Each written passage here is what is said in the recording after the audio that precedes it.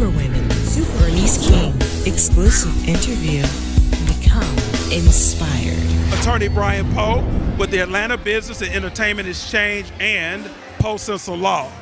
Speaking on behalf of the advisory board of the Atlanta Tribune, the magazine, and very, very proud to be here tonight with one of the 2014 Superwomen, Dr. Bernice King. Congratulations. Well, thank you. I appreciate it. How does it feel to be honored tonight? Well, it's my hometown, so it's obviously a great honor. From a biblical tradition, you think about the scripture that says how a prophet is not generally honored in their own hometown. So I count this an extreme honor to be recognized this way. The magazine recognized you for your entire walk in your professional career, as well as things that you have accomplished in the community. But one focus of the article was your work as CEO of the King Center. Could you tell me what you hope your legacy to be in that role? Well, I hope that my legacy through the King Center will be that I help to develop a cadre of a new generation of nonviolent warriors. Because I think that in order for our world to ultimately get to what my father called the beloved community, we've got to keep reproducing those people who embrace nonviolence as a lifestyle. And so my mission is to target, identify, bring together, and help to develop those individuals, who will help to change our world through my father's nonviolent leadership philosophy. You just mentioned your father, and you very often mention your mother, as you did tonight in your gracious acceptance speech. What is it about your parents that makes you gravitate towards always embracing what they've done? There are some people who would have iconic parents that would feel that mentioning their parents would diminish their own identity. You seem to embrace it. You seem to think it's very important that people know that you are the daughter of Martin Luther King Jr. and Coretta Scott King. Why is that important? Well, let me just say this. I haven't always embraced it. I ran from it for a long time. In fact, one of the reasons it took me 8 years to answer my call in ministry is I didn't want my identity to be swallowed up by my father's. Because I said, people are going to just remember me as the daughter of Dr. King and nothing else. What's going to happen to me and my own identity? And that's why I went to law school, essentially. So I can say this is something I did and this is my thing and it's distinguishable. But as I continued to mature and allowed myself some time to really think about who my parents were and what they represent to the world and realize that I am who I am, I'm where I am because of the sacrifice that they made, I then realized that it's a privilege and an honor to be their daughter. And when my mother passed, it kind of punctuated it for me because it hit me, oh my God, she's not here to fill that space.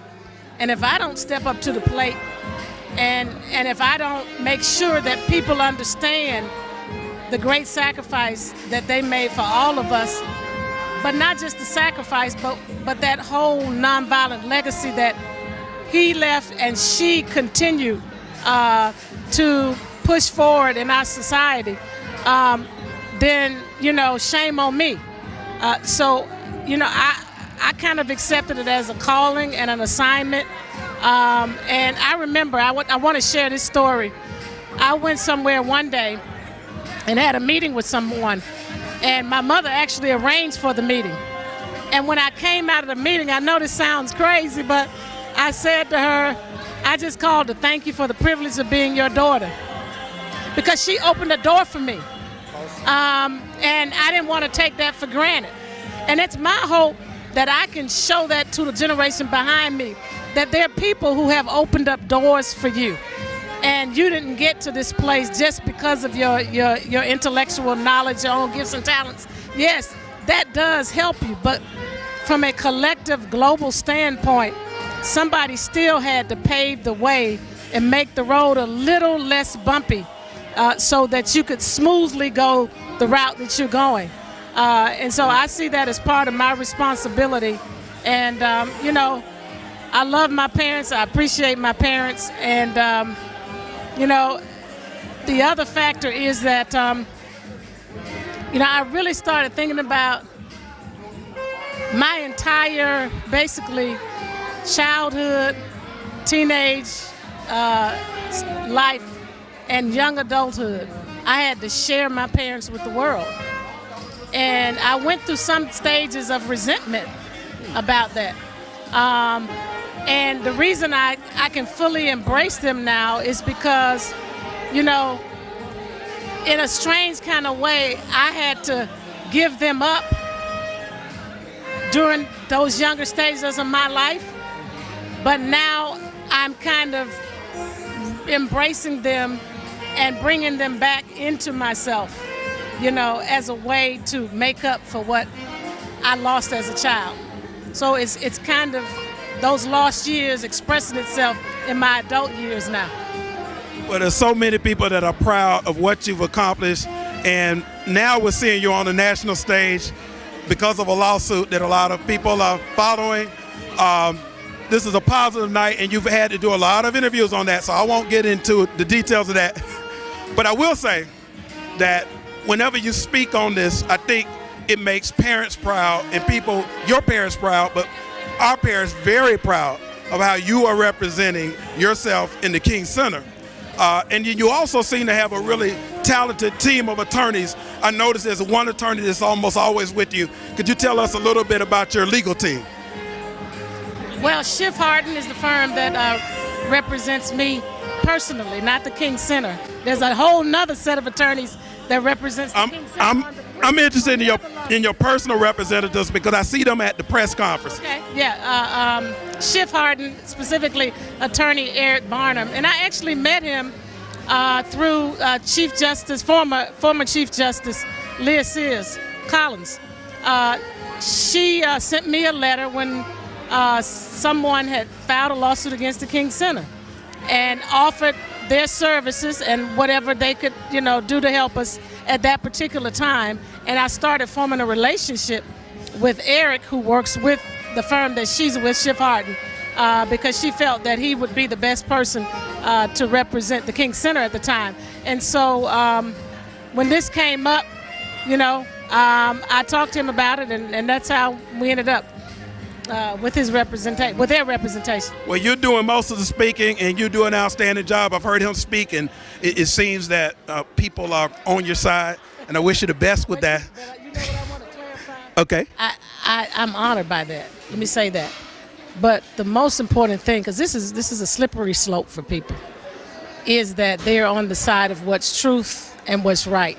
Because I never want people to feel like I'm having to choose between two family members, because that's what helps me. The reason I was able to come out and make the statements that I made is because I'm not taking a position against my brothers in a negative way as people, I'm against that person. I'm against the position.